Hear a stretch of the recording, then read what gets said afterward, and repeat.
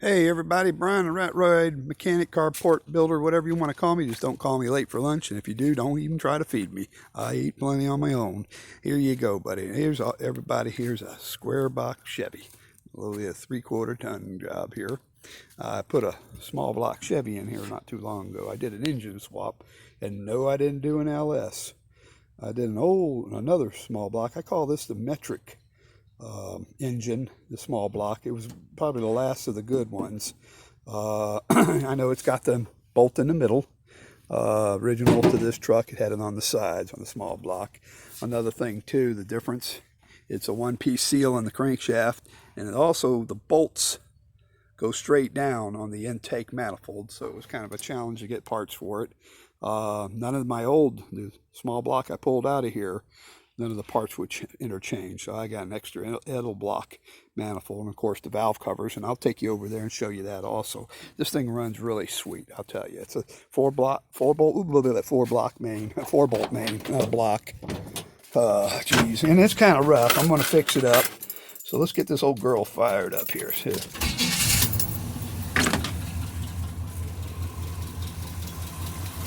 There you go. Four-barrel, little high-rise manifold, an idle block carburetor, and sounds pretty good, real good, really strong. And I'm guessing about, I've looked up the specs on it, what I tried to, and I think I'm pumping about 300 horsepower out of her.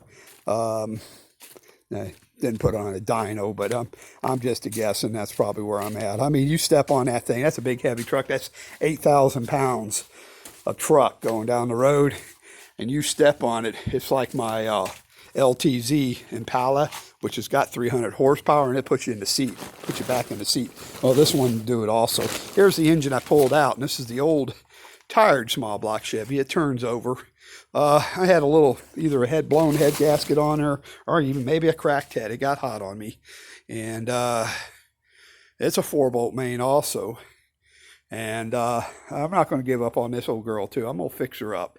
And so like I said, none of the parts wouldn't fit. The manifold would not work. The intake manifold would not work. So it's a metric. And that's before the Integra head that came out after that. That's a 1996 motor that's in there now in the square body. And that's the last, like I said, the last of the good ones. Then they went to this Integra type of design, which I don't know. In my opinion, it's not the best in the world. You can tell. Look at the freeze plugs. Look at all that free stop sealing in there. Yes, sir. Look at that. Ain't that something? Yep. She's a good old motor. Got a lot of miles on her, but I'm going to fix her up and put her in a project.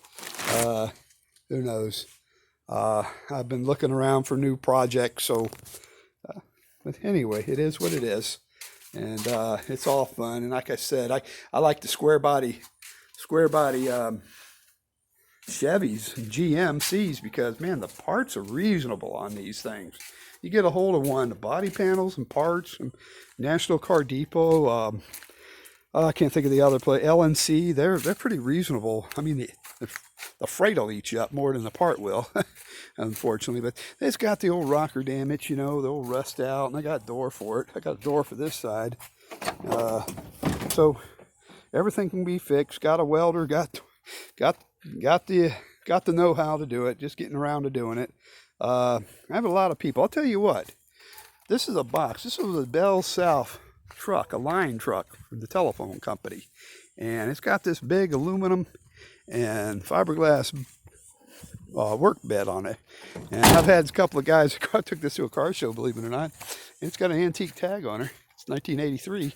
And I've had one guy say, yeah, you ought to slam it to the ground. I think that's cool looking.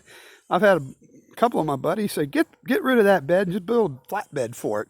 And I don't know, I'm kind of torn. I kind of like the box, but then again, I think it would be kind of cool to lift it and put some big tires on it. But I don't know. You know what?